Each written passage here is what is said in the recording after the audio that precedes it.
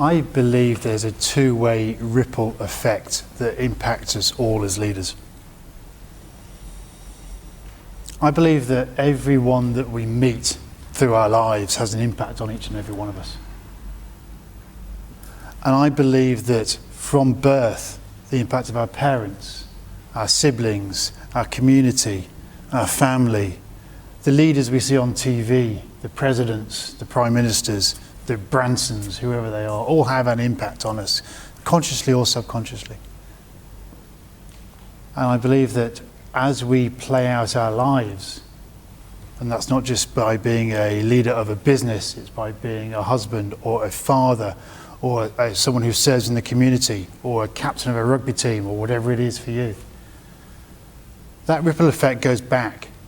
So whatever I've picked up, learnt, absorbed, consciously or subconsciously over the years, I give back, consciously or sometimes unconsciously, back to all of those people that have had impact on me. So I believe there's a two-way ripple effect, and I believe that if we do that consciously, it can be amazing.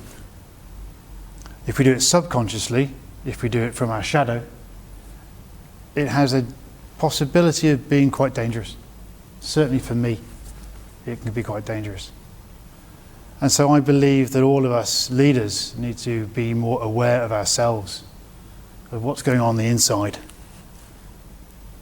and bringing that out into the light to ensure that we are the best version of ourselves.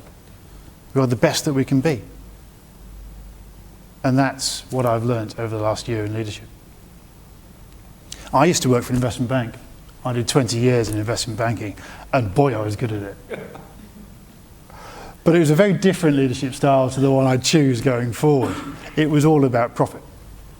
And yeah, there were some clients, but they were great because they served us for the profit. And yes, there were some colleagues who I worked with, but yes, they just all helped get us the profit. And I was very profitable, and I was very good at it. And it burnt me out.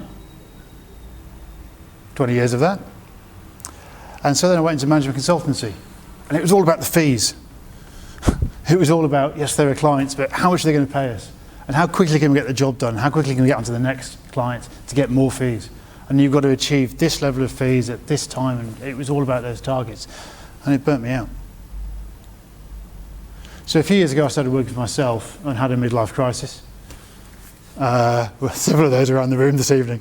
Mine was when I was about 45. I take a football analogy. I did my first 45 years in the first half, and I took a year out was my half time, and I'm now just starting my second half. So hopefully I'll reach 91. But for me, I've had to change the way I do things. It's had an impact on my relationships, my health, my friends, my family. And I choose to change that, and I choose to bring everything into the conscious going forward. So we created Mandala Leadership to do that. And Daniel, my colleague, has been amazingly supporting me with that. Because what we wanted to do was to help other leaders see a little bit more of themselves, the bit that they often hide. And understand what impact it has on them and their family and their colleagues and their community and the wider spaces, their customers, their suppliers, etc. Because I believe that unless we have real clarity on that, it can be a dangerous thing. So for me, going forward into 2016, the clarity is the purpose. What is my purpose? I have a purpose which is to transform leaders' lives and the lives of the communities they serve. So it's about leaders, it's about transformation, it's about community, and it's about service. We talked earlier about leading from the back.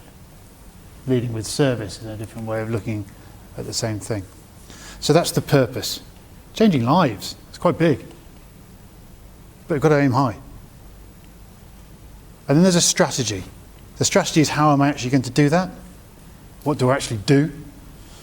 And it's to deliver inspiring, connecting and supportive courses. I never thought of myself as inspirational. And I perhaps still don't, because I still have that little voice in my head telling me that I'm not good enough or I'm not going to be heard.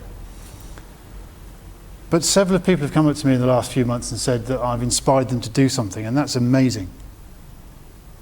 I'm truly blessed to hear that from people. But it's about them. How can I then support them to do what it is that they want to do? And I have a vision. And the vision is, what does it look like when I've got there? How will I know I've achieved what it is I'm setting out to achieve? And the vision is to be the fastest growing, most rewarding and most transformative leadership community.